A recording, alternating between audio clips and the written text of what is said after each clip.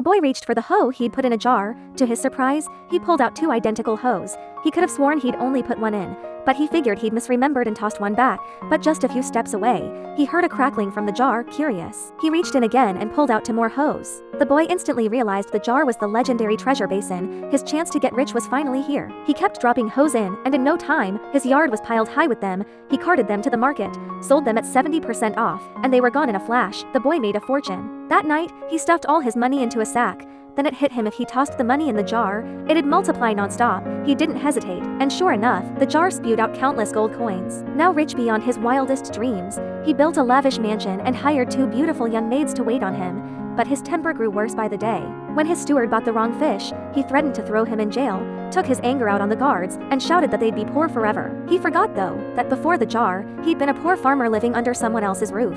It had taken 3 generations of his family to save enough to buy land from the landlord. While tilling the land, he dug up the clay jar by accident, and it changed his life forever. Word of his overnight wealth soon reached the landlord, who showed up unannounced and claimed the jar was his because it had been dug up on his land. The boy refused, and they fought, tussling until they ended up in court. The landlord had secretly bribed the county magistrate with 5,000 taels of silver, begging for justice. But the magistrate's greed got the better of him. He had to test if the jar was really as magical as they said. He tossed his folding fan in, and 2 flew out at once. Overjoyed, he decided to keep the jar for himself right then and there. He made up a charge on the spot and threw both men into death row. The magistrate took the jar home, certain he'd be rich beyond measure. He went to get his hidden gold, but his father walked in and was immediately drawn to the jar. He picked it up to look closer, but tripped and fell headfirst into it. When the magistrate returned, he saw a hand sticking out of the jar and heard his father yelling for help.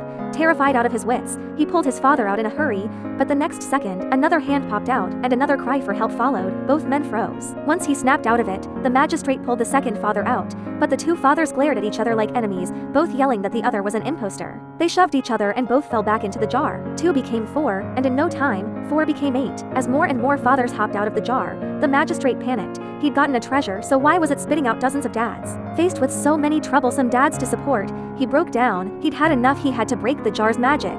He gritted his teeth and smashed the jar to the ground. A flash of light burst out, and all the copies vanished. At last, the magistrate had only one father left.